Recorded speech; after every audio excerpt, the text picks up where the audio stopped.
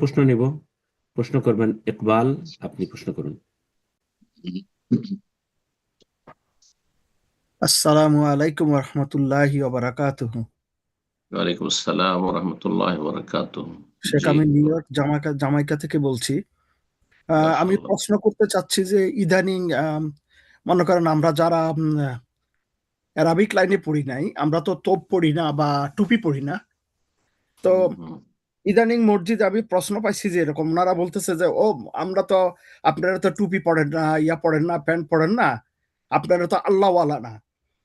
Even হুম, কি হুম। মসজিদেও আমি দেখছি যে ওনারা ওই অন্য পোশাকধারী মানুষ যদিও ইমামতিতে বেশি যোগ্যতা রাখে, ওনাদেরকে সিলেক্ট করা হয় না ইমাম হুম, না আসলে।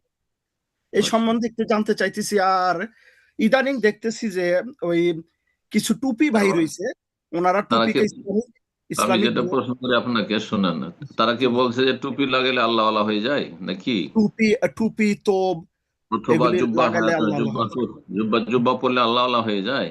জি জি জি জি, ওনারা সব ওদেরকে সময় পড়ে, ওনারা এর এর তাবলিগ করে। প্রমাণ কি? এর প্রমাণটা কি ওদের জিজ্ঞেস করবেন যে এর প্রুফ কি যে পোশাকে শুধু আল্লাহওয়ালা হয়? আর ওয়াহিদা। আরেক আরেকটা ছোট্ট প্রশ্ন ছিল এই রিলেটেড যে ওনারা ওই এখন নতুন কিছু টুপি বাইর হইছে যেটাতে মদিনা শরীফের ইয়া করা থাকে, পিকচার ওনারা ওই সিলাই করি বা এমব্রয়ডারি করা থাকে। তো এ সম্বন্ধে একটু বলবেন যে এটা তো মনে হয় যে কিরকম একটা পূজার মতো শুরু হয়ে যাচ্ছে। এরা এরা বেরেলবি হবে সম্ভবত, রেজবি বেরেলবি, তাই না? আপনি যে মসজিদে যাচ্ছেন তারা কি এরকম? কারণ মদিনার ছবি রাখবে বা গম্বুজের, সবুজ গম্বুজের ছবি রাখবে টুপিতে, এরা সাধারণত এই বেরেলবি গুলো হয়ে থাকে। হম। ভারত, পাকিস্তান, বাংলাদেশ। আল্লাহ তাদেরকে হেদায়েত দান করুন। ভাই হয়তো লেনেন নাই। যাই হোক, ওনার প্রশ্ন আপনারা শুনলেন। বিসমিল্লাহির রহমানির রহিম, আলহামদুলিল্লাহ, ওয়াসসালাতু ওয়াসসালামু আলা রাসূলিল্লাহ। প্রশ্ন করলেন যে আজকাল কিছু মসজিদে, আমরা আমেরিকায় আছি, সেখানে গেলে কেউ জুব্বা পরে আসে আর তার সাথে টুপি থাকে। আবার কেউ প্যান্ট শার্ট পরে আসলে তাদেরকে তারা ঘৃণার দৃষ্টিতে দেখে এবং তারা বলে যে আপনারা আল্লাহ না। কেন যে আপনারা টুপি পরেন না বা জুব্বা পরেন না? তো তাদেরকে বলবো যে টুপি আর জুব্বাতে প্রমাণ করে না যে আল্লাহওয়ালা মানুষ। মানুষের, হ্যাঁ, এসব বাহ্যিক রূপ চেহারা মোটেই ইমান ইসলামের প্রমাণ বহন করে না। নবী ইসলামের হাদিস, ইন্নাল্লাহ লা ইয়ানজুরু ইলা সুওয়ারিকুম ওয়ালা ইলা আজসাদিকুম। আল্লাহ তোমাদের রূপ চেহারাও দেখেন না, তবে দাড়িটা কিন্তু রূপ চেহারা শুধু না, এটি ইবাদত। এটা মনে রাখবেন, দাড়ি থাকতে হবে। আপনার জুব্বা টুপি থাকার কোনো প্রয়োজন নেই, কিন্তু দাড়িটা অবশ্যই থাকতে হবে। কিন্তু এমন দাড়ি মোনা থাকবেন আর বলবেন যে আল্লাহ আল্লাহ না, এটা ভুল ধারণা। তাহলে আপনার বড় একটা ঘাটতি আছে। ইন্নাল্লাহ লা ইয়ানজুরু ইলা সুওয়ারিকুম, আল্লাহ তোমাদের রূপ চেহারা দেখতে চান না। কে দেখতে সুঠাম, আর কার লেবাস পোশাক ঢিলা ঢালা একবারে, আর জুব্বা, আর কার টুপি আছে, কার কত উঁচা টুপি, হ্যাঁ, কার কত কলিওয়ালা টুপি, না, এগুলো দেখেন না। ওয়ালা ইলা আজসা দেখুন, তোমাদের দেহ দেখেন না, বডিও দেখেন না। ওয়ালাকিন ইয়ানজুরু ইলা কুলুবিকুম ওয়া আমালিকুম, আল্লাহ তোমাদের অন্তর দেখেন, এবার তোমাদের কর্মগুলি দেখেন। অন্তরে ঈমান কতটা বদ্ধপরিকর, কতটা ঈমান, হ্যাঁ, শক্ত হয়ে বসে আছে, যে ঈমানকে দুনিয়ার কোনো শক্তি কেড়ে নিতে পারবে না। সেটা আল্লাহ জানছেন, আমরা জানছি না, সেটা গোপনীয় বিষয়। পাশাপাশি আমরা দুইজন বসে আসি, একজনের ঈমান সারা দুনিয়া কেড়ে নিতে পারবে না। জি। না কোনো প্রলোভন দিয়ে দুনিয়ার সারা পৃথিবীর রাজত্ব দিয়ে কেড়ে নিতে পারবে, আর না তার, হ্যাঁ, প্রাণ নাশ করে তাকে হত্যা করে কেড়ে নিতে পারবে। ঈমান ইসলাম অন্তরে কেড়ে নিতে পারবে না। আর একজন পাশে বসে আছে, 3 পয়সায় বিক্রি হয়ে যাবে। তাকে যদি বলা হয় যে একটা চেয়ারম্যান বানাবো, তাতে বিক্রি হয়ে যাবে। বুঝা গেছে? তোমাকে এবার সুযোগ দেওয়া হবে, তাতে বিক্রি হয়ে যাবে, সব বিক্রি করে দিবে। জান্নাত বিক্রি করে দিবে দুনিয়ার, হ্যাঁ, তুচ্ছ তুচ্ছ জিনিসের বিনিময়। জি। ঈমান ইসলাম শেষ করে ফেলবে। জি। নাসাউল্লাহ সালামাত ওয়াল আফিয়া। তো আল্লাহ কলব দেখেন, অন্তর দেখেন। আর কি দেখেন? শুধু অন্তরে দাবি করলে হবে না, কারণ এক শ্রেণীর বেদিনগুলো কিন্তু আমাদের সমাজে এরকমটাই করে। হ্যাঁ, শুধু দাঁড়িয়ে রাখলেই হবে আর শুধু মসজিদে গেলেই হবে, নামাজ পড়লেই হবে, আমাদের অন্তরটা ভালো না। যারা দাঁড়িয়ে রাখে, যারা নামাজ পড়ে, ওদের অন্তর ভালো না, আমাদের অন্তর খুব ভালো। না, এরা শয়তান, এরা শয়তান, এতে কোনো সন্দেহ নেই। নবী সাল্লাল্লাহু আলাইহি ওয়াসাল্লাম শুধু অন্তরের কথা বলেন, ওয়া আমালিকুম, তোমাদের অন্তরে ঈমান আছে এর প্রমাণ বহন করে তোমাদের বাহ্যিক আমলগুলি।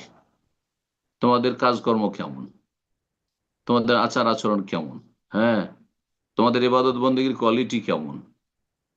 তোমরা কি মুরগির ঠোকর মাতো ঠিক আসারো, না ফজরের সময় ঘুমাও সূর্য উঠিয়ে তারপরে সকাল 9টা-10টায় যখন কাজে বেরোলে তখন নামাজ পড়লে, অথবা পড়লে না খেয়াল খুশি কুপ্রবৃত্তির অনুসরণে, যখন মন চাইলো পড়লে, যখন মন চাইলো পড়লে না, নাকি আল্লাহ রাব্বুল আলামিনের পুরোপুরি গোলামি দাসত্ব মেনে নিয়ে আল্লাহ যেদিকে যেতে বলে সেদিকে যাচ্ছে না।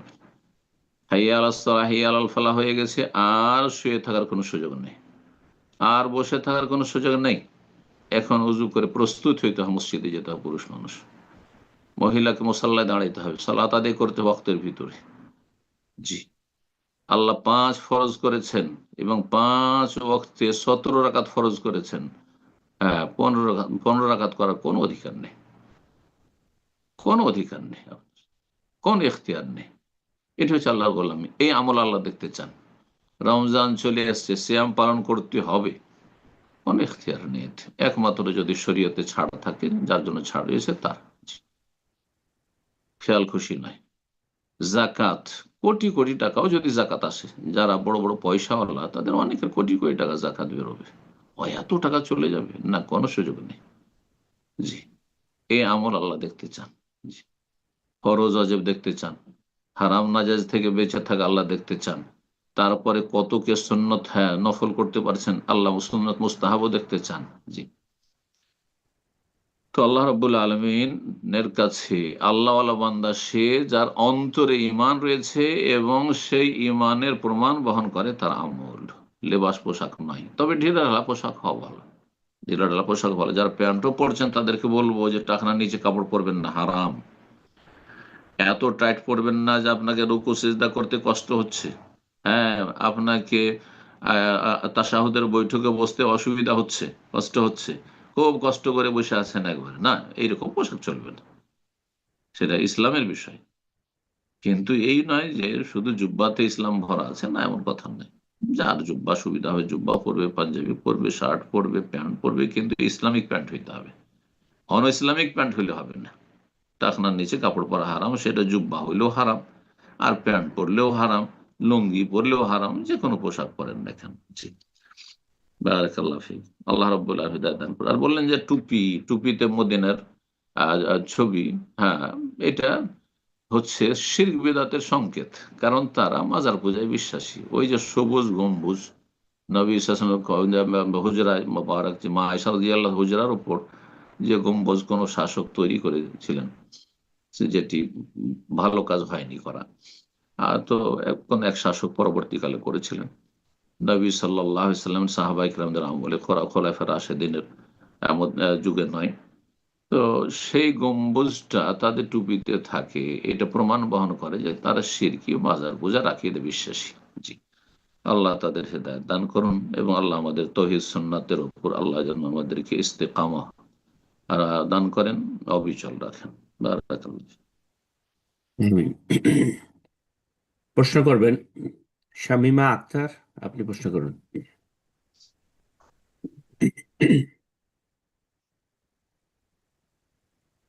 আসসালামু আলাইকুম। ওয়ালাইকুম আসসালাম ওয়া রাহমাতুল্লাহি ওয়া বারাকাতুহু। যে আমি সৌদি আরবের রিয়াদ থেকে বলছি। আমি জানতে বল। চাচ্ছি রদিতু বিল্লাহি রব্বা, এই জিকিরটা আমরা আজানের জবাবের ভিতরে করব না আজানের জবাব শেষে করব, কোন জায়গায় পড়ব? এই ক্ষেত্রে অধিকাংশ মানুষ মনে করে যে আজানের শেষে সবগুলি দোয়া, তো এটাও আজানের শেষে। কিন্তু শেখ ইবনে বাজ রাহিমাহুল্লাহ, তিনি যে সৌদি আরবের বিগত 20-30 বছর আগে যিনি গ্র্যান্ড মুফতি ছিলেন এবং পৃথিবীর 3জন বড় ইমাম বিংশ শতাব্দীর তার অন্যতম, আর ফতোয়া হচ্ছে যে আশহাদু আল্লা ইলাহা ইল্লাল্লাহ, আশহাদু আল্লা ইলাহা ইল্লাল্লাহ, আশহাদু আন্না মুহাম্মাদুর রাসূলুল্লাহ, আশহাদু আন্না মুহাম্মাদার রাসূলুল্লাহ। তো আল্লাহর তৌহিদের কথা আসলো আর নবীর রেসালাতের কথা আসলো, তার সাথে সামঞ্জস্যপূর্ণ হচ্ছে এই দোয়াটি। সুতরাং সেখানে পড়বে হাইয়া আলাস সালাহ পড়ার আগেই মুয়াজ্জিন যখন আশহাদু আন্না মুহাম্মাদুর রাসূল শেষ করলো তখনই পড়ে নেবেন রাদিতু বিল্লাহি রব্বান। হ্যাঁ, তো রবকে পেয়ে আপনি খুব সন্তুষ্ট, আর অবিল ইসলামে দিনান, ইসলামকে জীবন বিধান দিন স্বরূপ পেয়ে আপনি সন্তুষ্ট, এবং অবি মোহাম্মদ সাল্লাম রসুল, মোহাম্মদ সাল্লামকে রসুল নবী পেয়ে আপনি সন্তুষ্টি প্রকাশ করছেন আপনি। জি, তো এখানে পড়াটাই হচ্ছে বেশি সহিহ সুন্নাহর কাছাকাছি, সহিহ সুন্নাহর কাছাকাছি, এবং আমরা এটি আমল করি। আর একটি হাদিসে এইভাবে এসেছে যে মুয়াজ্জিন যখন আশহাদু আল্লা ইলাহা ইল্লাল্লাহ, আশহাদু আন্না মুহাম্মাদুর রাসূলুল্লাহ বলল, তখন রাদিতু বিল্লাহি রাব্বান ইসলাম বলবে। তো এই হাদিসটিও স্পষ্ট করে যে এই সময়টা বলে, এটাই হচ্ছে সহিহ সুন্নাহ। আল্লাহ তাআলা জি। এ পর্যায়ে প্রশ্ন করবেন সুলতানা নাসরিন। জি, আপনি প্রশ্ন করুন। আসসালামু আলাইকুম ওয়া রাহমাতুল্লাহি ওয়া বারাকাতুহু। আমি ওয়ালাইকুম ঢাকা আসসালাম। বাংলাদেশ থেকে বলছি। জি বলেন। জি, আমার প্রশ্নটা হলো বিদআত নিয়ে। যদি কোনো ব্যক্তি বিদআত করে তাহলে কি তার সমস্ত আমল নষ্ট হয়ে যাবে, নাকি শুধুমাত্র যেই আমলটি মানে বেদাতি আমল করা হয় সেটা নষ্ট হয়ে যাবে? এই ব্যাপারে কি কোনো হাদিস আছে যে যেখানে বলা আছে এটা, যে শুধুমাত্র ওই আমলটা নষ্ট হবে নাকি তার সমস্ত আমল নষ্ট হবে? এটা জানতে চাচ্ছিলাম। বেদাত দুই প্রকার। বেদাত হচ্ছে দুই প্রকার। যে একটি বেদাত হচ্ছে মুকাফফিরা, যে বেদাতে মানুষ কাফের মুশরিক হয়ে যায়, বড় বেদাত, তার অপর নাম হচ্ছে বড় বেদাত। আর আরেকটি হচ্ছে বেদাতে মুফাসসিকা, যে বেদাতে মানুষ কাফের হয় না, ফাসিক গুনাহগার হয়, তুলনামূলক ছোট বেদাত, সেটিও কবিরা গুনাহ কিন্তু। কারণ বেদাত মানে নবী সাল্লাল্লাহু আলাইহি ওয়াসাল্লাম আদর্শ নয়, নবী সাল্লাল্লাহু আলাইহি ওয়াসাল্লাম আদর্শ বহির্ভূত অন্য কাউকে আপনি আদর্শ মনে করে ফেলেছেন, সুতরাং সেটিও কাবিরা। কিন্তু সেটা ইসলামের গণ্ডি থেকে বের করে দেয় না, ফাসিক গুনাহগার করে। উদাহরণস্বরূপ বড় বেদাত বা বেদাতে মুকাফফিরা, যেমন কবরে সেজদা করা, মাজারে সেজদা করা। জি, কবর থেকে কিছু আশা করা যে ওলি আউলিয়া দিতে পারেন, এই ধরনের বিদাত। তারপরে কবরে মাজারে গিয়ে খাসি মুরগ জবাই করার বিদাত, এগুলো শিরক এবং তার সাথে বেদাত। বেদাত এই অর্থে যে এগুলো ইসলাম নয়, নবী সাল্লাল্লাহু আলাইহি ওয়াসাল্লাম আদর্শ নয়। আর শিরক এই অর্থে যে আল্লাহর সাথে শরীক স্থাপন করা। সুতরাং এই ধরনের বেদাতগুলি, হ্যাঁ, শিরকি বেদাত বা কুফরি বেদাত যেগুলি, তো এগুলি হচ্ছে মুকাফফিরা। জি, বুঝছেন না? এইরকম এই যে ক্রিসমাস সে কেউ যদি তাতে কাউকে অভিনন্দন জানায়, খ্রিস্টানকে তাকে স্বাগত জানায়, হ্যাঁ, তো এটি কুফরি, এই বেদাত কুফরির বেদাত। কারণ আপনি সন্তুষ্টি প্রকাশ করলেন এর ওপর যে আল্লাহর পুত্র, তোমরা যে আল্লাহর পুত্র বলছে এটা আমি সন্তুষ্ট, আপনি কুফরি কাজ করলেন। আপনি বেদাতে মুকাফফিরা, এগুলো কোন মুসলিমের জন্য জায়েজ নয়, না এটা ইসলামের গণ্ডি থেকে বেরিয়ে যাওয়ারই সম্ভাবনা রয়েছে, জি, বা আশঙ্কা রয়েছে। তো আল্লাহ হেফাজত করুক। আর বেদাতে মুফাসসিকা যাতে ইসলামের গণ্ডিতে থাকে, যেমন মিলাদের বেদাত, নবী সাল্লাল্লাহু আলাইহি সাল্লামকে জীবিত মনে করে না, কিন্তু নবী সাল্লাল্লাহু আলাইহি সাল্লামের জন্মবার্ষিকী পালন করে। কাফের তো নয়, কিন্তু ফাসিক অবশ্য। এইরকমই সম্মিলিত মোনাজাতের বেদাত, নিয়ত পড়ার বেদাত, জায়নামাজের দোয়ার বেদাত, ইক্তাদায় তো বেহাজাল ইমাম পড়ার বেদাত, ইমাম সাহেব বলছে আনা ইমামুল লিমান হাজার আমাল্লাম হাজরের বেদাত। এই বেদাতগুলি, হ্যাঁ, হচ্ছে তুলনামূলক ছোট বেদাত, কিন্তু এগুলো গুনাহ। এগুলো যখন কন্টিনিউ হবে তখন কাবিরা গুনাহ। এগুলো কুল্লু বেদাতিন দালাল, প্রত্যেক বেদাত হচ্ছে গুমরাহি। রাস্তা হারিয়ে দেওয়া দুই রকম। এক, রাস্তা হারিয়ে দেওয়া যে একবারে এমন রাস্তা হারালেন যে আর ফিরে আসতে পারলেন না, আপনি গন্তব্য স্থানে ফিরে আসতে পারলেন না, ওইটা বড় বেদাত, বেদাত মুকাফফিরার ক্ষেত্রে। বেদাত মুফাসসিকার ক্ষেত্রে হচ্ছে এমন রাস্তা হারালেন যে হয়রানির শেষ নেই, কোনোদিন ফিরবেন জান্নাতে, কিন্তু কবরের আযাব পেয়ে বেদাতের কারণে, অথবা হাসর মাঠের আযাব বা জাহান্নামে কিছুদিন জ্বলে তারপরে ফিরবেন। আপনার তৌহিদ ঠিক আছে, কিন্তু বিভিন্ন বেদাতে জড়িয়ে থাকার কারণে। তো আশা করি বিষয়টি বুঝতে পেরেছেন। তো বেদাত যদি ছোট বেদাত হয় মানে ধরেন এই ধরনের যে বেদাত গুলি বললাম, যেগুলোতে ফাসেক গুনাহগার বানায় কিন্তু কাফের বানায় না, তাহলে সে আমলটি নষ্ট হবে, যে আমলটি করছে সে আমল নষ্ট হবে। কিন্তু যদি বড় বেদাত হয়, জীবনে অতীতে যত আমল করেছে, একবার মাজারে যে সেজদা করলো, সমস্ত আমল ধ্বংস হয়ে গেল, সমস্ত আমল ধ্বংস হয়ে গেল। আশা করি বিষয়টি স্পষ্ট। আল্লাহ রাব্বুল বড় বেদাত, ছোট বেদাত, বেদাতে মুকাফফিরা, মুফাসসিরা, সমস্ত বেদাত থেকে আল্লাহ বেঁচে থাকার তৌফিক দান করে, সুন্নাহর পাবন্দি করার তৌফিক দান করে। এক আল্লাহর ইবাদত করতে হবে, এক রাসূলুল্লাহ সাল্লাল্লাহু আলাইহি ওয়াসাল্লামের তরিকায় জীবন যাপন করতে হবে। এটি হচ্ছে ইসলাম সংক্ষেপে। জাযাকাল্লাহ খায়ের। এরপর যা প্রশ্ন করবেন মাহদি হাসান ফরহাদ, জি আপনি প্রশ্ন করুন। আসসালামু আলাইকুম ওয়া রাহমাতুল্লাহি ওয়া বারাকাতুহু। ওয়ালাইকুম আসসালাম ওয়া রাহমাতুল্লাহি ওয়া বারাকাতুহু। আমার প্রশ্নটি হচ্ছে, আমি বাংলাদেশ থেকে ঠাকুরগাঁও জেলা হতে জি বলছি। বলেন। আমার প্রশ্নটি হচ্ছে, গণতন্ত্র ইসলামিক আইন অনুযায়ী যেহেতু হারাম কিংবা নিষিদ্ধ, বাংলাদেশ তো গণতান্ত্রিক দেশ, সামনে নির্বাচন, তো এখন একজন মুসলিম হিসেবে আমরা কি উক্ত ভোট প্রয়োগ করতে পারবো কিনা? যদি পারি, তাহলে যারা প্রার্থী হবে তাদের কোন দিকগুলি বিষয় বিবেচনা করে তাকে ভোট দিতে পারবো? উক্ত বিষয় সম্পর্কে জানতে চাই শেখ।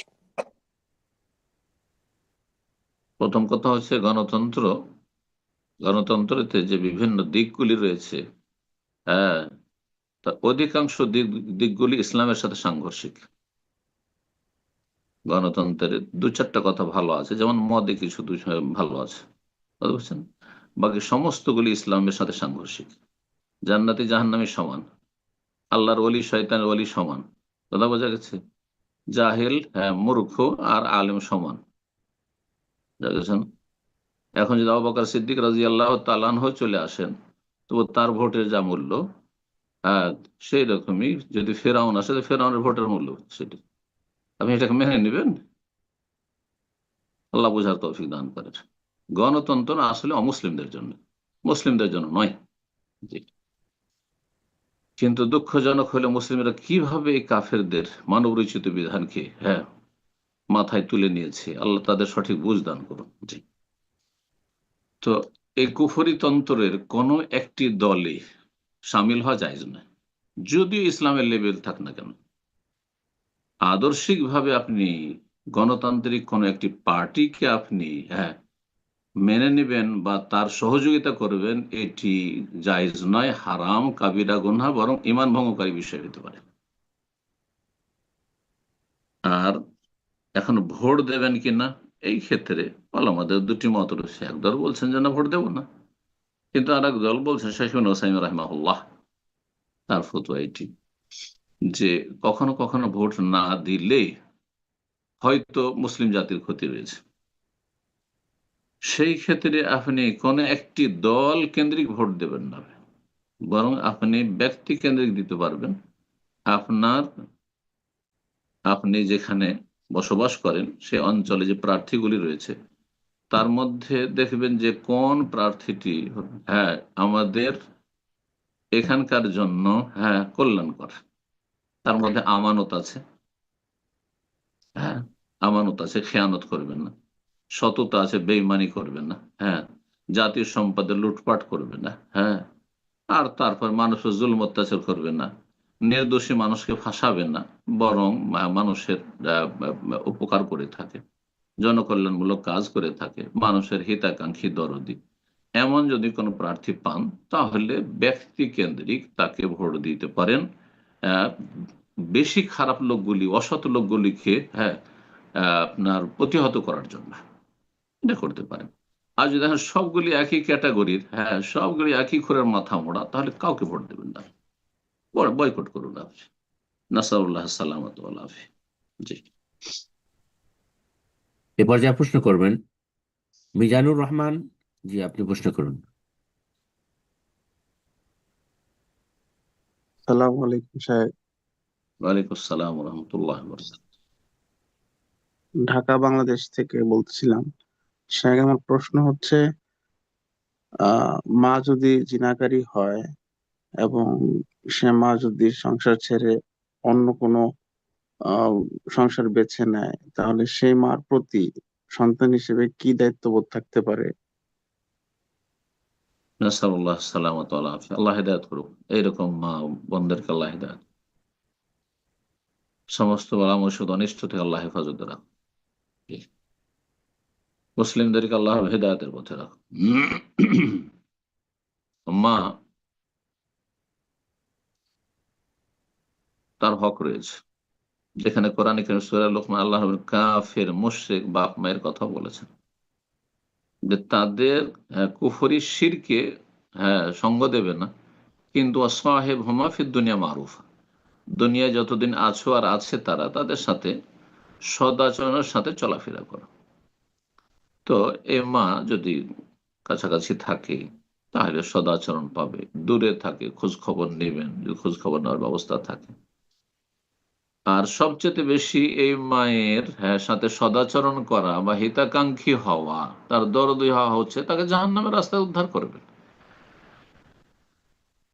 সে যদি এমন হয় যে এখনো হারাম জীবন যাপন করছে, কারণ এইভাবে যারা স্বামীর ঘর থেকে পালিয়ে চলে যায় তারা ব্যাকডেট দিয়ে তালাক করায়, যে তালাক হয়, তারপরে সাথে সাথে বিয়ে পড়িয়ে নেয়, না ইদ্যত না পার হলে বিয়ে হয়নি, তাহলে জেনা ব্যভিচারে লিপ্ত আছে।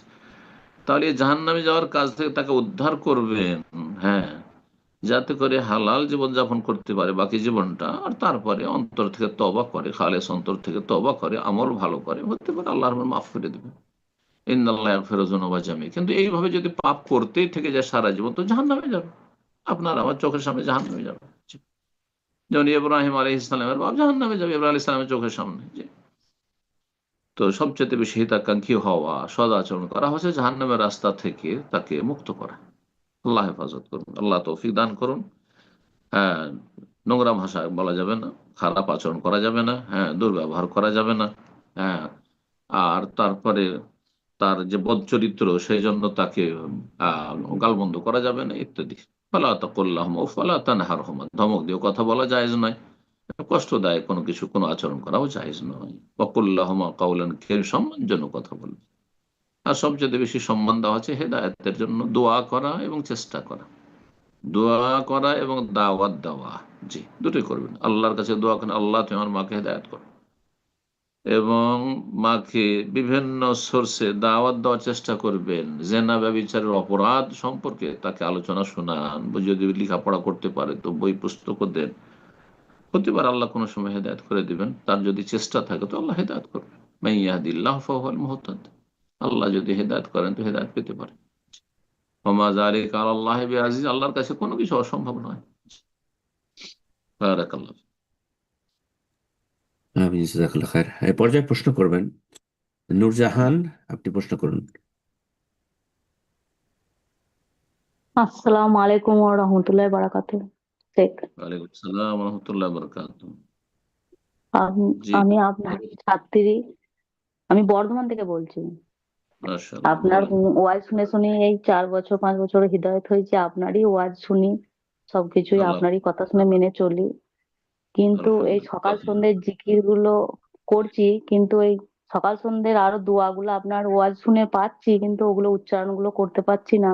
কোন বইয়ের থেকে পাবো, পুস্তক থেকে সেগুলো? বাংলাতে আমি আরবিও জানি না, বাংলায় কি বই কিনলে পাবো সেটা জানতে চাই। আপনার ফোন নম্বরটা পেলে অনেক কিছু আমার জানার আছে এ বিষয়ে। আপনার আপনার বাড়ি যেহেতু বর্ধমান, কলকাতায় আইনি তোহফা সলাতে মুস্তফা পাবেন, আশা করি তাতে উচ্চারণ আছে, উচ্চারণ থাকার কথা। আইনি তোহফা সলাতে মুস্তফা, শেখ আইনুল বারী রাহিমাহুল্লাহ, হ্যাঁ, একটি গুরুত্বপূর্ণ পুস্তক রয়েছে রাসূলুল্লাহ সাল্লাল্লাহু আলাইহি ওয়াসাল্লাম সহিহ নামাজ সম্পর্কে। জি, আর একটি হচ্ছে সলাতে মুবাশশির, শেখ আব্দুল হামিদ ফাইজুর রয়েছে। এছাড়া যদি কলকাতায় বাংলাদেশ থেকে ছাপা বইও পাওয়া যায়, আল্লামা আলবানী রাহিমাহুল্লাহর কিতাব রয়েছে, হ্যাঁ, রাসূলুল্লাহ সাল্লাল্লাহু আলাইহি ওয়াসাল্লামের সালাত, সেটি পাবেন, খুব গুরুত্বপূর্ণ বই, এটা হইতে পারে। ডক্টর আসাদুল্লাহ আল গালিব হাফিজাহুল্লাহ কিতাব রয়েছে সালাতুর রাসূল, যে কোনো একটি কিতাব দেখেন যেটাতে উচ্চারণ রয়েছে, উচ্চারণ রয়েছে, সেখান থেকে সেই জিকির গুলো আপনি উচ্চারণ সহ আশা করি পেয়ে যাবেন। আর না হলে কোনো আশেপাশে কোনো মহিলা আছে যে আরবি জানে, তার কাছ থেকে সেগুলো শিখে নিতে পারবেন, শিখে নিতে পারবেন। আল্লাহ তৌফিক দিক, আল্লাহ দিনের ওপর রাখুক, আল্লাহর উপর আরো এগিয়ে যাওয়ার তৌফিক দান করুন। বারাকাল্লাহ ফিক। প্রশ্ন করবেন আল আমিন। জি, আপনি প্রশ্ন করুন। আসসালামু আলাইকুম রহমতুল্লাহ। ওয়ালাইকুম আসসালাম রহমতুল্লাহ বরকাত। জি, শেখ, আমি বাংলাদেশ রংপুর জেলা থেকে রংপুর বিভাগ থেকে বলতেছি। বলেন। শেখ, আমার প্রশ্নটা হলো যে বর্তমান সময়ে যুবকদের দেখা যায় যে যুবকরা ছবি তোলা ফোনের মাধ্যমে বা কোনো ডিভাইস ক্যামেরার মাধ্যমে ছবি তোলার জন্য আর কি সবসময় থাকে। যেমন আপনারা আলেমদের সঙ্গে ছবি তোলে, বা কোনো জায়গায় বেড়াতে গেলে ছবি তোলে, পিকনিক বা কোনো মসজিদ বা মক্কা মদিনা, এই অসংখ্য ছবি তোলে। এই ছবি তোলাগুলো কি জায়েজ? আহ, শেখ শেখ সালে আল ফাউজান, উনি তো মনে হয় হারাম বলছিল বিষয়টা, যদি একটু বিস্তারিত বলতেন। ছবি সম্পর্কে আমার একটা আলোচনায় ধারাবাহিক আলোচনা গেছে কয়েক সপ্তাহ আগে। আমাদের ধারাবাহিক নিয়মিত আলোচনায় থাকলে একটা পর্বে দেখবেন ছবি সম্পর্কে আলোচনা আছে। ছবি, কোন ছবিটা সর্বসম্মতিক্রমে হারাম, যেটা দেহ বিশিষ্ট স্ট্যাচু, হ্যাঁ, আর আপনার যেগুলো ক্যামেরার ছবি, সেগুলিতে বড় ইখতলাফ রয়েছে। একদল বলছেন সেটা না জায়েজ, আর একদল বলছেন যে জায়েজ, আর একদল বলছেন প্রয়োজন হলে জায়েজ, আর বিনা প্রয়োজনে জায়েজ নয়। আর আমরা বলছি যে প্রয়োজন হলে জায়েজ রয়েছে। কিছু কিছু বিষয় প্রয়োজন রয়েছে, যেমন আপনার ইফতার পার্টি রয়েছে, আর কেউ দিচ্ছে, ডোনার কেউ দিচ্ছে, তাহলে রিপোর্ট পেশ করতে হবে। ইসলামিক আলোচনা হয় অনেক সময়, আর রিপোর্ট দিতে হয়, কর্মকর্তাদের রিপোর্ট দিতে হয়, হ্যাঁ, তখন সেই ছবি তোলার প্রয়োজন রয়েছে। তো এইরকম ক্ষেত্রগুলিতে জায়েজ।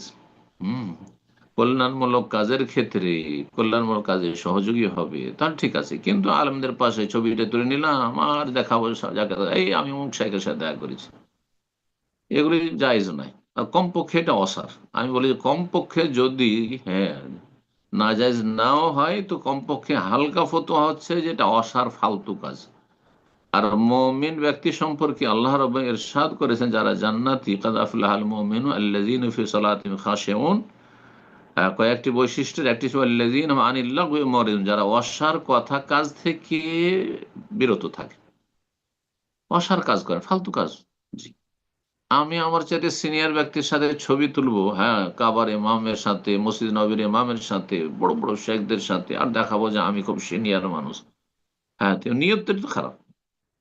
2 নম্বর কথা, নিয়ত যদি খারাপ না থাকে, লাভটাই কি এতে আমার? হ্যাঁ, লাভ আছে? ওয়াসার কথা কাজের সংজ্ঞা আমি করেছি, হ্যাঁ, ওলামারা কি করেছেনই, কিন্তু অসার কথা কাজ শব্দটিও বুঝছেন লাগো। আমি যেটা বলে থাকি আমার আলোচনায়, সেটা হচ্ছে যেই কাজ করলে মানুষের জীবনটা খুব মূল্যবান, জীবন আমার আপনার লাইফটা খুব মূল্যবান, এই সময়গুলো অনেক মূল্য আছে, আর ফিরে আসবে, যে সময়টা চলে যাচ্ছে আর ফিরে আসবে না, যে কোনো ক্ষেত্রে হোক না কেন ফিরে আসবে না। সুতরাং এই সময়গুলোতে আমাদেরকে ভালো কাজ করতে হবে, মূল্যবান কাজ করতে হবে, হ্যাঁ, গঠনমূলক কাজ করতে হবে, যাতে দিনের ফায়দা না হয় দুনিয়ার ফায়দা। ওয়াসার কাজ, লাগো ফালতু কাজ কি? সেটা হচ্ছে যাতে একটা টাকা হালাল রিজিকও নেই, আর একটা নেকিও নেই। না একটি নেকি পেলেন, না একটা টাকা আপনার হালাল রিজিক উপার্জন হইলো, ইনকাম হইলো, সেই কাজটি হচ্ছে ওয়াসার।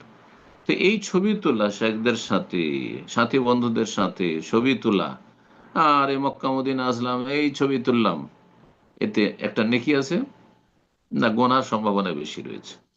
আচ্ছা, 2 নম্বর কথা, যে এতে একটা টাকা ইনকাম হইলো, আপনার কোনো ইনকামও হইলো না, তো কেন ফালতু কাজ করবেন ভাই? আল্লাহ বুঝার তৌফিক দান করেন। জাযাকুমুল্লাহ খাইর। বারাকাল্লাহু ফিকুম। প্রশ্ন করবেন আব্দুল্লাহ আল জুবায়ের। আপনি প্রশ্ন করুন।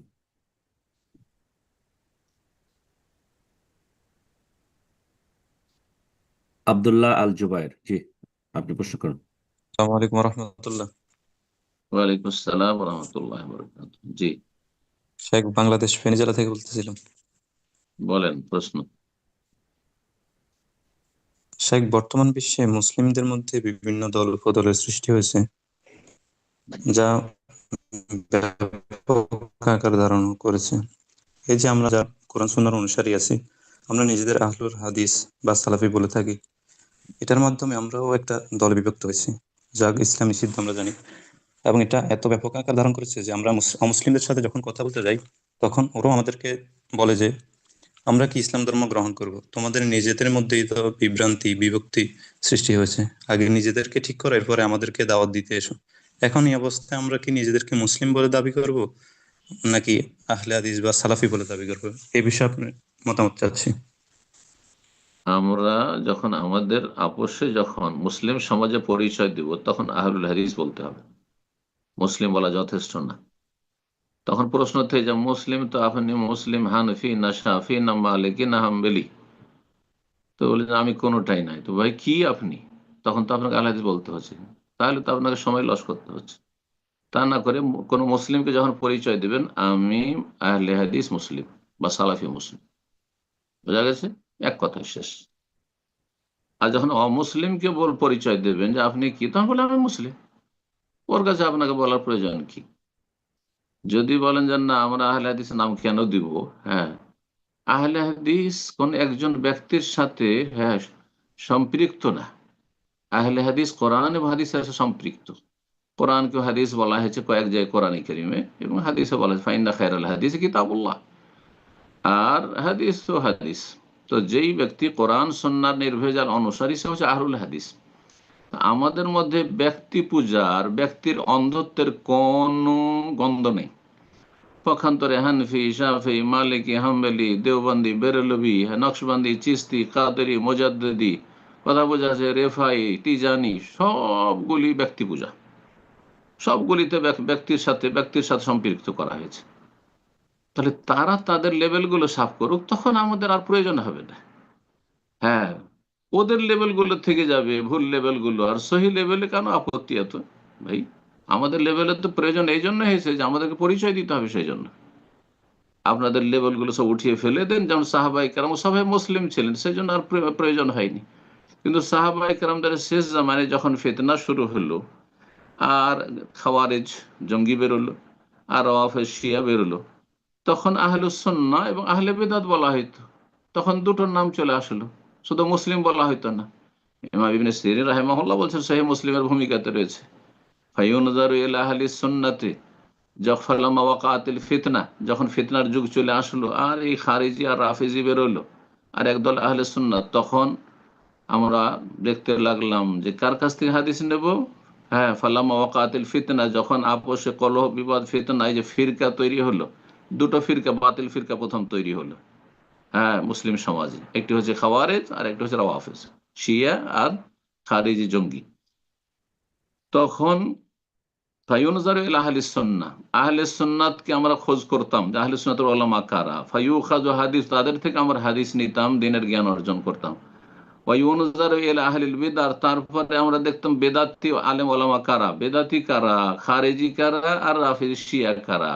ফালা ইউখাযু, তাদের থেকে হাদিস নিতাম না, তাদের থেকে কোরআন হাদিসের জ্ঞান অর্জন করতাম না। তাহলে ওই যুগেই তো, হ্যাঁ, মুসলিম জাতি তিনটে নাম হয়ে গেল। সত্যিকার মুসলিম, খাঁটি মুসলিম যারা, হ্যাঁ, সালাফদের অনুসারী, আর এক দল হচ্ছে খাওয়ারিজ, এক দল হচ্ছে রাওয়াফেজ শিয়া। আর তারপরে তখন, হ্যাঁ, মুরজিয়া, কাদরিয়া, জাহমিয়া, বহু ফিরকা চলে আসলো। আর তারপরে সুফিদের মেলা তরিকা চলে আসলো। তো এত বাতিল ভ্রান্ত তরিকা থাকবে, তার মাঝে সেগুলির ক্ষেত্রে আপত্তি নেই। তাহলে কি করে আপনি নিজেকে চিহ্নিত করবেন? আপনি তো মিশে যাবেন। এই জন্য আমি বলি যে যেসব আলেমরা সৌদি আরব থেকে লেখাপড়া করে গেছেন বাংলাদেশে, আর এখনো আহলে হাদিসদের সাথে যে এখনো সম্পৃক্ত হননি, তাদের ছেলেমেয়েরা কিন্তু কিছুদিন পরে এই আলেম, বড় বড় আলেমগুলোর ইন্তেকালের পরে ছেলে মেয়েগুলো কিন্তু মিশে যাবে সেই ভ্রান্ত ফিরকাগুলির সাথে।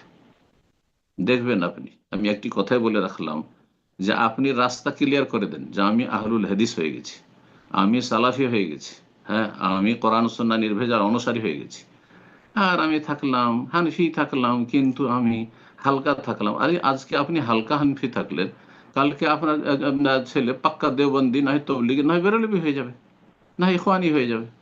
এইভাবে গোমরা হয়ে যাবে, বাতিলের সাথে মিশে যাবে। নিজেকে স্বতন্ত্র করে স্পষ্ট করেন যে আমি সালাফি, আমি সালাফদের অনুসারী, আমি এটি আলেমদের জন্য, আমি মনে করছি যে তাদের কল্যাণ এতে রয়েছে। জি, আপনি রাস্তা ক্লিয়ার করে দেন।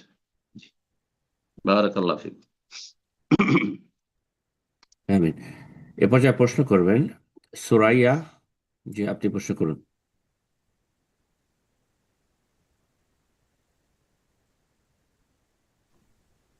আসসালামু আলাইকুম শেখ। ওয়ালাইকুম আসসালাম ওয়া রাহমাতুল্লাহি ওয়া বারাকাতুহু। জি আমি আমেরিকা থেকে বলছি শেখ। আমার প্রশ্নটা হচ্ছে বলেন। আমি কেউ যদি বদলি হজ করে তার কি ওই যে পূর্ণ হজের সওয়াব হবে নাকি সে আংশিক পাবে? সে যে বদলি হজ, আমি আরেকজনের বদলি হজ করলাম, আমার সওয়াবটা কি পূর্ণ হজের সওয়াব পাওয়া যাবে? প্রথম কথা, বদলি হজের জন্য নিজের ফরজ হজ আদায় করতে হবে। আর সেটা অনেক জানি আমাদের শেখ, সেটা জানি। হ্যাঁ, সেটা জানি। হ্যাঁ, বদলি হজ যিনি করবেন তিনি যেহেতু হজে বদল করছেন, যার পক্ষ থেকে করছেন তারই হজ হবে। একটি হজ দুজন তিনজনের পক্ষ থেকে হয় না, সুতরাং তার পক্ষ থেকে হজ হবে না।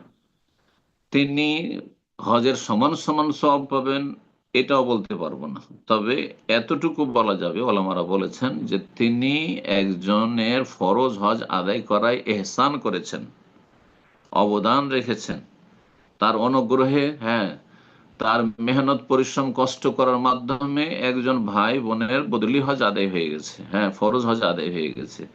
সেজন্য আল্লাহ রাব্বুল আলামিন তাকে বঞ্চিত রাখবেন, তার মেহনত পরিশ্রমের পারিতোষিক আল্লাহ দেবেন। জি, কিন্তু সমান সমান একটা হজ করলো আর দুটো হজের নেকি পেলো, আর যে করলো সেও সমান হজের নেকি পেলো, আর যার পক্ষ থেকে করা সেও তোরে নেকি পেলো, এইরকম কোন দলিল আমাদের কাছে নেই। আল্লাহ তাআলা। জি। প্রশ্ন করবেন উম্মে হাবিবা। জি, আপনি প্রশ্ন করুন। আসসালামু আলাইকুম রহমতুল্লাহি ওয়াবারাকাতুহু শেখ। ওয়ালাইকুম আসসালাম ওয়া রাহমাতুল্লাহি ওয়া বারাকাতুহু। শেখ, আমি বাংলাদেশ থেকে বলছি। জি, প্রশ্ন। আমার প্রশ্ন হচ্ছে এই যে আমাদের ঘরের মানুষ, আমার ফ্যামিলির মানুষেরাও যে হিংসা করে, গীবত করে, পিছনে কথা বলে, এর কারণে তো আমাদের অন্তরটা ভেঙে যায় ওদের এই ব্যবহারের। সেক্ষেত্রে আমরা ওদের সাথে কিরকম ব্যবহার করব, আর তাদের এই ব্যবহারে আমরা কিভাবে ধৈর্য ধারণ করব? আল্লাহ সবর করতে বলেছেন, বোঝা গেছে। ইন্নাল্লাহা মাআস সাবিরিন, সবরের, ধৈর্যের যে ফজিলতের আয়াতগুলি রয়েছে, হাদিস রয়েছে, সেগুলিকে সামনে রাখতে হবে। যে তারা গীবত করে তাদের আমলনামা খারাপ করেছে, হ্যাঁ, তারা জাহান্নামে যাওয়ার কাজ করছে। হিংসা করে তাদের আমলনামা খারাপ করেছে, হ্যাঁ, তাদের পরিণাম খারাপ করছে। আর আমি সবর করে আল্লাহ সন্তুষ্টি হাসিল করছি। ইন্নাল্লাহা মাআস সাবিরিন, আল্লাহ ধৈর্যশীলদের সাথে রয়েছেন। এবং ধৈর্যের কত, ইন্নী জাযাইতুহুমুল ইয়াওমা বিমা সাবারু আন্নাহুমুল ফায়েজুন। হাসর মাঠে আল্লাহ ঘোষণা করবেন যে আজকে আমি তাদেরকে প্রতিদান দেব, কিসের? বিমা সাবারু, যেহেতু তারা ধৈর্য ধারণ করেছে। আর সে প্রতিদান হচ্ছে যে বেআন্নাহুম হুমুল ফায়েজুন, ইন্নী জাযাইতুহুমুল ইয়াওমা বিমা সাবারু আন্নাহুম হুমুল ফায়েজুন, এরা হচ্ছে সফল। তাহলে হাসর মাঠে আপনি সফল হবেন, জান্নাতি হবেন। আর যারা হিংসা করে, শত্রুতা করেছে, যারা গীবত করে, তারা জাহান্নামে যাবে, কঠিন শাস্তির সম্মুখীন হবে। তাদের হিসাব হবে, আপনাকে বেহিসাব আল্লাহ ছেড়ে দিবেন। জি, ইন্নামা ইউআফাস সাবিরুন আজরাহুম বিগাইরি হিসাব, ধৈর্যশীলদেরকে আল্লাহ বেহিসাব পরিপূর্ণ বদলা দেবেন, পরিপূর্ণ বদলা দেবেন এবং বিনা হিসাবে। যেমন রোজার নেকি স্বয়ং আল্লাহ দেবেন, তেমন ধৈর্য সবরের নেকি স্বয়ং আল্লাহ দেবেন। রোজা একটি সবর, আর সবর অনেক কিছুরই সবর হয়ে থাকে। বালা মুসিবত সবর হয়ে থাকে, শারীরিক মানসিক কষ্টের উপর সবর হয়ে থাকে, পারিবারিক কষ্টে সবর হয়ে থাকে, প্রতিবেশীর কষ্টে, জালেমের জুলমের কষ্টে সবর হয়ে থাকে, বিভিন্ন ক্ষেত্রে আপনজন প্রিয়জন হারা সবর হয়ে থাকে। হ্যাঁ, আর সবর তিন প্রকার: আল্লাহর দিনের ওপর সবর, অটলতা, আর গুনাহ থেকে বেঁচে থাকার ক্ষেত্রে সবর, আর বালা মুসিবতের উপর সবর। এই তিন রকমের ধৈর্য ধারণ কেউ যদি করতে পারে তো সে পূর্ণাঙ্গ রূপে সে মুসলিম হতে পারবে। হ্যাঁ, তো আপনার কাজ হচ্ছে ধৈর্য ধারণ করা, এবং ধৈর্যের ফলাফল অনেক ভালো দুনিয়াতে এবং আখেরাতে, এতে কোনো সন্দেহ নেই। ওয়াস্তাইনু বিস-সাবরি ওয়াস-সালাহ, আল্লাহ বলছেন আল্লাহর কাছে সাহায্য চাও যখন এরকম দেখবে যে আমার সাথে শত্রুতা করছে, গীবত করছে, আমার মানহানি করছে, অথবা আমাকে বিভিন্নভাবে কষ্ট দিচ্ছে, হিংসা করছে। আল্লাহর কাছে সাহায্য চাইবেন সলাতের মাধ্যমে, ফরজ নফল সলাতের মাধ্যমে আল্লাহর কাছে দোয়া করে, আর ধৈর্যের মাধ্যমে, ধৈর্য ধারণের মাধ্যমে, ধৈর্য ধারণ করে আল্লাহ সাহায্য নেমে আসবে। জি, আল্লাহ আপনাকে সফল করবেন এবং আল্লাহ আপনাকে সম্মানিত করবেন, তাদেরকে লাঞ্ছিত করবেন। আল্লাহ রাব্বুল নবী সাল্লাল্লাহু আলাইহি ওয়াসাল্লাম বলছেন যে ওয়াসবির ওয়া মা সাবরুকা ইল্লা বিল্লাহ, তুমি ধৈর্য ধারণ করে হে নবী, এবং তোমার ধৈর্য, হ্যাঁ ধৈর্য ধারণ আল্লাহর তৌফিকে হইতে পারে। ওয়ালা তাহজান আলাইহিম, কে কষ্ট দিয়েছে তাতে দুঃখ পেও না, কষ্ট নিও না, মনোকষ্ট নিও না। ওয়ালা তাকু ফি যায়কি মিম্মা ইয়ামকুরুন, তাদের ষড়যন্ত্রে, তারা যে ষড়যন্ত্র করছে তাতে তোমার অন্তর যেন সংকুচিত না হয়, মনোকষ্ট না হয়। ইন্নাল্লাহা মাআল্লাযিনা তাকাও ওয়াল্লাযিনা হুম মুহসিনুন, যারা আল্লাহ ভীরু এবং যারা নিষ্ঠাবান তাদের সাথে আল্লাহ রয়েছেন। জি, আল্লাহ রাব্বুল আলামিন সবরের ফজিলতে বহু আয়াত কোরআনে কারিমে নাযিল করেছেন। তো কোরআনে কারিমে তরজমা তাফসীর পড়ার চেষ্টা করবেন বা শুনবেন, দেখবে যে ঈমান সতেজ হবে। আর এগুলোর পরোয়াই করবেন না, এতে আপনার নেকি বাড়ছে, তাদের গুনাহ বাড়ছে, আপনার লাভ তাদের লস। আল্লাহ বুঝার আমল করার তৌফিক দান করে। বারাকাল্লাহ ফিক। আমিন আমিন। প্রশ্ন করবেন শেখ আফতাব উদ্দিন। জি, আপনি প্রশ্ন করুন। আসসালামু আলাইকুম স্যার, কেমন আছেন? ওয়ালাইকুম আসসালাম ওয়া রাহমাতুল্লাহ। আমি আলহামদুলিল্লাহ। কোথা ভারতের থেকে? বীরভূম থেকে বলছি। কোথায়? আমি ভারতের বীরভূম থেকে বলছি।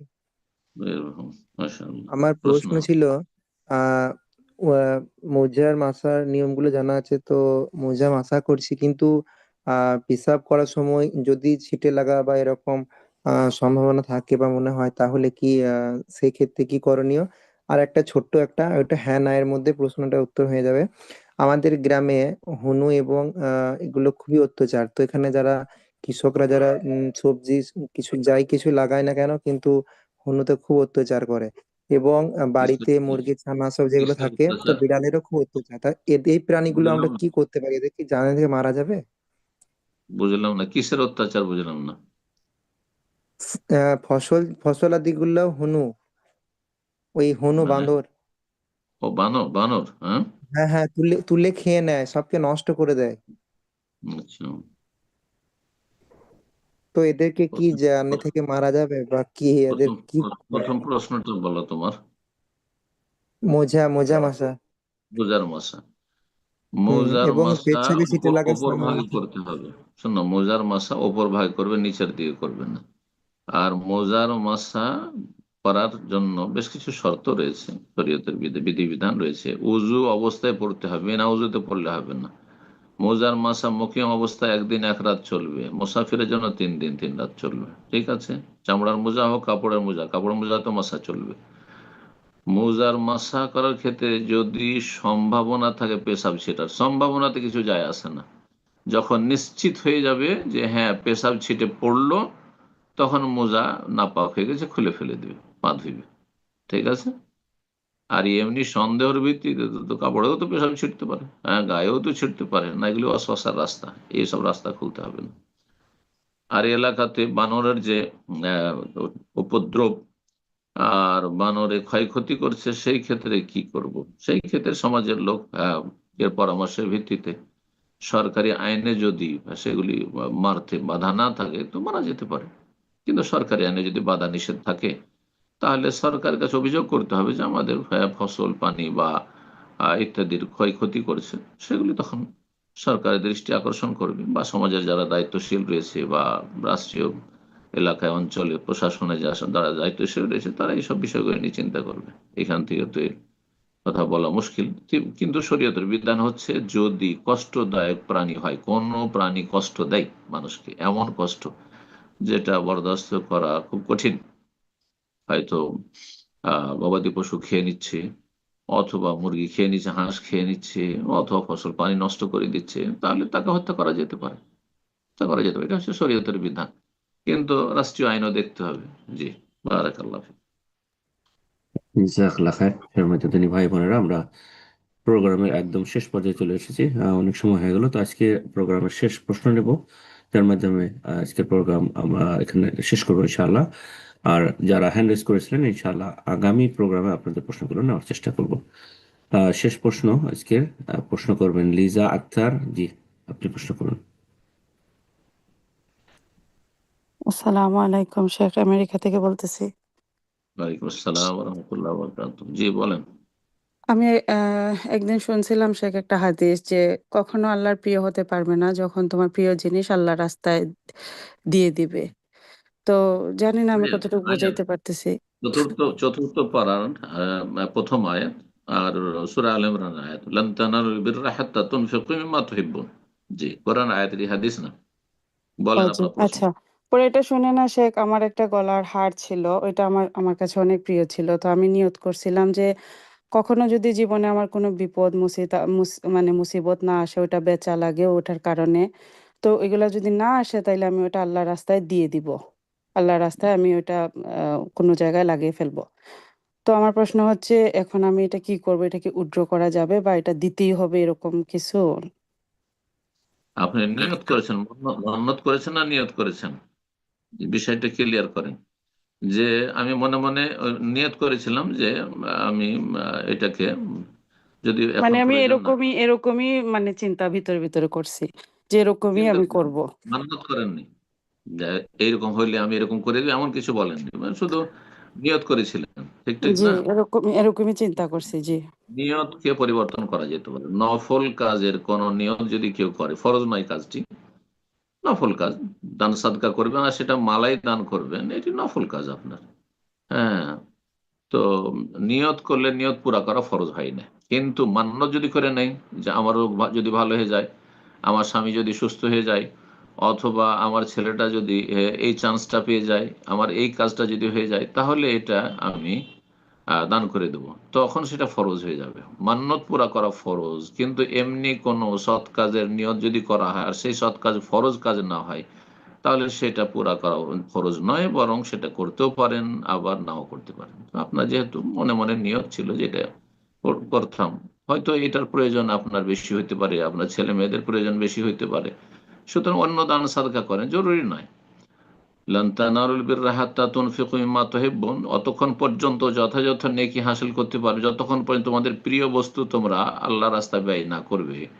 এটার উদ্দেশ্য হচ্ছে, আয়াতে সায় নজর রয়েছে যে খেজুর, ভালো খেজুর আছে আর খেজুর বাগানের মালিক সে ভালো খেজুরগুলো দান সাদকা করছে না গরিব মিসকিনকে, ওই পোকা লাগা খেজুর যেগুলো পুরনো হয়ে গেছে বা পোকা হয়ে আছে সেগুলো দান করছে। এইরকম আমাদের দেশে গৃহস্থ মানুষরা দেখেছি ওই চিটা ধান, যেসব ধানে আপনার চাউল বেরোবে না, হ্যাঁ, যদি আপনার 10 কিলোতে 2 কিলো চাউল হয়তো বেরোবে না, তো সেগুলো দান করতো ওই চিটা ধানগুলো।